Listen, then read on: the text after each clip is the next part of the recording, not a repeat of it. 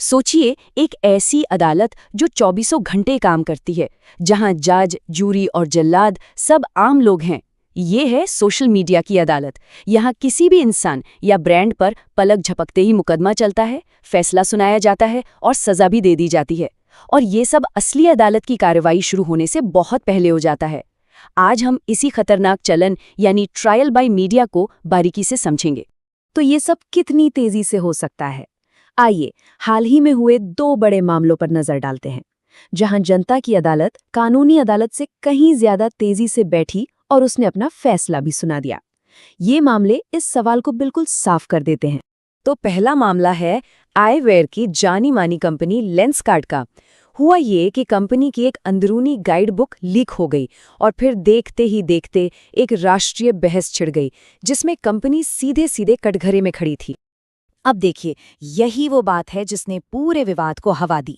आरोप ये लगा कि कंपनी के नियम दोहरे मापदंड वाले हैं। एक तरफ बिंदी या तिलक लगाने की इजाजत नहीं, तो दूसरी तरफ हिजाब या पगड़ी की अनुमति है। अब कानून की नज़र में ये भले ही कंपनी की एक इंटरनल पॉलिसी हो, लेकिन जनता की नज़र में ये सीधे सीधे भेदभाव का सबूत बन गया। और इसके बाद जो हुआ वो डिजिटल ट्रायल का एक क्लासिक केस स्टडी है।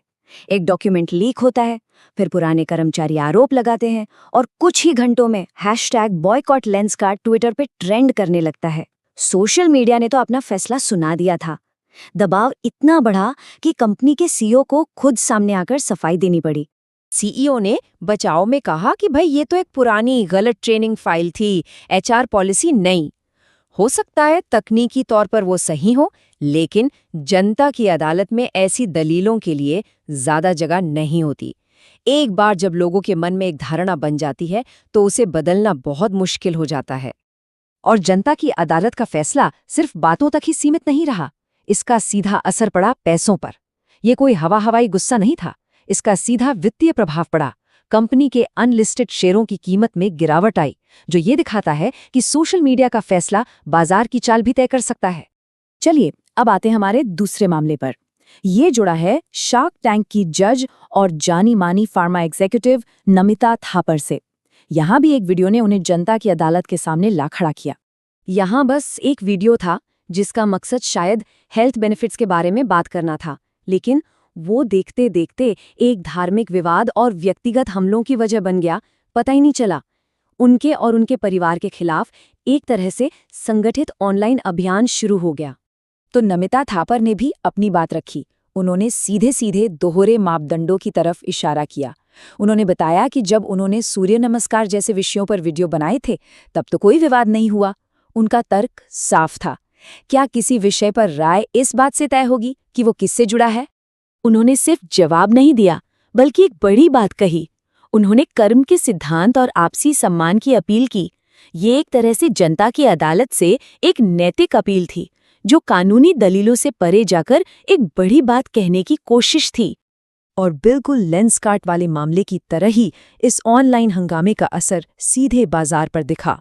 उनकी कंपनी के शेयरों में गिरावट आई। ये एक बार फिर साबित करता है कि सोशल मीडिया की धारणाओं का वास्तविक दुनिया में ठोस नतीजा होता है। तो यहाँ आकर एक बड़ा सवाल उठता है, क्या ये सिर्फ दो अलग अलग ऑनलाइन झगड़े हैं, या फिर ये एक बहुत पुरानी और गहरी कानूनी दुविधा का नया डिजिटल रूप है, जिसे हम मीडिया ट्रायल के नाम से जानते हैं? तो ये मीडिया ट्रायल है क्या?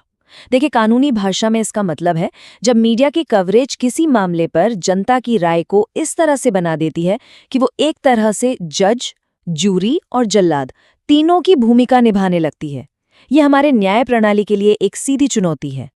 और यही वो जगह है जहां हमारे संविधान के दो बहुत जरूरी अधिकार आपस में टकराते हैं। एक तरफ है अनुच्छेद 21, जो हर व्यक्ति को निष्पक्ष सुनवाई का अधिकार देता है, यानी दोषी साबित होने तक निर्दोष। और दूसरी तरफ है अनुच्छेद 19, जो प्रेस और हम सबको अभिव्यक्ति की आज़ादी देता है। असली चुनौती इन्हीं दोनों के बीच संतुलन बनाने की है। देखिए, ये कोई आज की बात नहीं है। प्लेटफॉर्म्स नए हैं, पर समस्या पुरानी है। जेसिका लाल मर्डर केस से लेकर आरुषि तलवार केस तक हमने बार बार देखा है कि कैसे मीडिया के बनाए नैरेटिव ने जनधारणा को और कई बार तो जांच की दिशा को भी प्रभावित किया है। सोशल मीडिया ने तो बस इस आग को और तेज हवा दे दी है। तो फिर इसका हल क्या है? इस डिजिटल दौर में हम प्रेस की आज़ादी और एक फेयर ट्रायल के अधिकार के बीच संतुलन कैसे बना सकते हैं? कानून के जानकार इसके लिए कुछ ज़रूरी दिशा निर्देश सुझाते हैं। तो एक्सपर्ट्स कुछ रास्ते सुझाते हैं और इन सब का निचोड़ एक ही है। जब तक कोई दोषी साबित न हो जाए, वो निर्दोष है, इस सिद्धांत का सम्मान करना। इसका मतलब है तथ्यों को अटकलों से ऊपर रखना, न्यूज़ संस्थानों का खुद पर नियंत्रण रखना और हाँ, सोशल मीडिया प्लेटफॉर्म्स की भी जवाबदेही तय करना। और आखिर में ये हमें इस दौर के सबसे बड़े और शायद सबसे मुश्किल सवाल पर लाकर खड़ा कर देता है। जब हर किसी के हाथ में एक प्लेटफॉर्म है और हर कोई खुद को जज समझता है, तो हम ये कैसे सुनिश्चित करेंगे कि न्याय हो, वो सिर्फ ट्रेंड न करे, और सच की जीत हो,